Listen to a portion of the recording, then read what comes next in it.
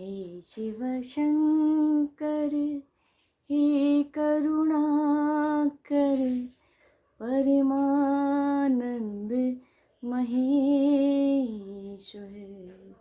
हे शिव शंकर, हे करुणाकर, परमानंद महेश्वर। मेरे भीतर तुम वासे हो, मेरे भीतर तुम वासे हो, सुन लो अपना ही ईश्वर। हे शिव शंकर, हे करुणाकर, परमानंद महेश्वर। सुप्रभात मित्रों, और कैसे हैं आप सब लोग। और आशा करती हूँ आप सब अच्छे होंगे और स्वस्थ होंगे। और सावन का जो महीना चल रहा है उसकी सबको शुभकामनाएं। और आप सब कह रहे होंगे कि 1 महीने बाद मैंने दर्शन दिए, पर क्या करूँ। आज मैं आपको यही बता रही हूँ कि मैंने इतने दिन से व्लॉगिंग क्यों नहीं करी। देखिए, घर बनाना कुछ आसान नहीं होता। तो सबसे देखिए, भूल भी गई हूँ सबसे पहले तो स्वागत है आपका मेरे YouTube चैनल, मेरे ब्लॉग में और मेरे अनुभव में, दीपा शरुपा के, दीपा नौडियाल वशिष्ठ के अनुभव में। तो आज का अनुभव भी एक बहुत मज़ेदार सा है, प्रैक्टिकल है कि घर बनाना आसान नहीं होता। तो जैसे कि हमने बताया था कि हमने प्लॉट लिया था और घर बनाना शुरू कर रहे थे। तो देखिए कि कितनी लंबी प्रक्रिया चलती है। रजिस्ट्री होना, नक्शा जो मैप होता है उसको पास करवाना MDDA में, और बहुत सारी प्रक्रियाओं से गुजरना पड़ता है।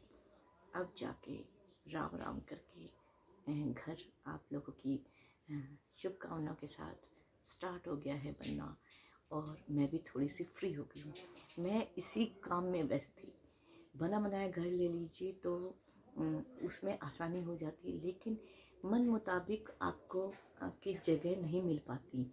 जो कि बना बनाया घर होता है, अपना बनवाने में ये होता है कि आपको किस हिसाब से रूम चाहिए, पूजा घर किस कैसा चाहिए, किस कोण वास्तु के अनुसार चाहिए, ईशान कोण में जैसे पूजा घर होना चाहिए।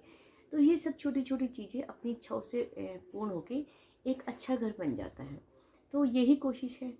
तो भैया अब लेकिन उसके बाद नहीं होगा। तो आज के बाद मैं रेगुलर ब्लॉग बनाऊंगी। तो बातें बहुत हो गई हैं। आज का मैं एक अनुभव आपके साथ शेयर करूंगी। अनुभव क्या है जीवन का, कि हिंदू धर्म में हम लोग बहुत सारे देवी देवताओं की आराधना करते हैं, अपने इष्ट हैं जो हमारे हैं। तो क्या होता है, किसी के इष्ट हैं जो श्री राम प्रभु हैं, किसी के कृष्ण हैं, किसी के जैसे देवी माँ हैं, दुर्गा माँ हैं, काली माँ हैं, और कोई अपना सब अलग अलग भगवान जियों को जो है प्रभु को, उनकी आराधना और उनको अपना इष्ट मानते हैं। तो सब लेकिन सबकी एक ही मतलब सब एक ही है प्रभु। वो कैसे हैं कि मैं आपको एक छोटा सा अपने उसमें बताती हूँ। मुझे भी ये पता चला और मैंने सोचा मैं आप तक ये बात पहुँचाऊँ। तो क्या होता है कि 4 लोग हैं, 4 लोग हैं, चारों अलग अलग शहर में रहते हैं, चारों। और चारों का एक दोस्त है जो इलाहाबाद में यानी प्रयागराज में बैठा हुआ है। ठीक है, चारों का अपना एक दोस्त है।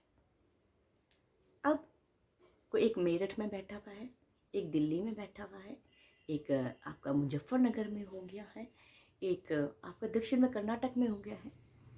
अब क्या होता है, चारों उस अपने दोस्त को, जैसे मेरठ वाला अपने दोस्त को लेटर यानी पत्र लिखता है और अपने पोस्ट ऑफिस में जाके उसको डालता है और उस तक अपना लेटर पहुंचाता है।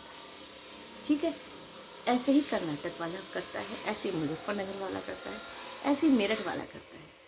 चारों अपने अपने पत्र वहाँ तक पहुँचाते हैं और उनको उनके उत्तर मिलते हैं, प्यार मिलता है। वो चारों के मित्र हैं। अब मेरठ वाला ये सोचता है कि वो केवल मेरा मित्र है, मेरा मित्र है और मेरी उससे वार्तालाप चल रही है और वो मुझे अत्यधिक प्रेम करते हैं, जो मेरे मित्र हैं। और यही कर्नाटक वाले, यही मुजफ्फरनगर वाले, यही सब सोचते हैं, जो कि प्रयागराज में मेरा मित्र बैठा हुआ है, वो मुझे प्यार करता है। और सबके अपने अपने पोस्ट ऑफिस है। पोस्ट ऑफिस हो गई आपकी माध्यम, यानी आपकी भक्ति। और जो प्रयागराज में बैठे हुए हैं चारों के, वो एक ईश्वर हैं। लेकिन कोई उसको किसी नाम से उसको मित्र है, कोई एक मित्र उसको किसी तरह से प्यार करता है, दूसरा मित्र उसको दूसरी तरह से प्यार करता है, तीसरा मित्र वो सोचता है ये मेरे हैं, सिर्फ मेरे भगवान हैं, वो सोचते ये हमारे भगवान है ना। सब धर्मों के, मतलब 4 धर्मों के 4 मित्र हो गई और सब सोचते हैं कि हमारे भगवान है, हमारे भगवान है, मेरा मित्र है, मेरा मित्र है, मेरा मित्र है। लेकिन वो एक ही है। हम सब उनको अलग अलग उसमें मानते हैं। तो ऐसे ही धर्मों का भी है और ऐसे ही अलग अलग आपके उनका है, प्रभु का है। लेकिन शक्ति एक है, प्रभु एक है, ईश्वर एक है। तो मेरा यही है मानना कि सब धर्मों में की शक्ति एक है, प्रभु एक है। सबको भगवान यही बताते हैं कि सबसे प्रेम करिए, जीवों पे दया करिए, दान करिए, है ना। किसी की निंदा मत करिए, चुगली मत करिए, किसी का अहित मत करिए। अगर आप हित नहीं कर सकते तो किसी का अहित मत करिए।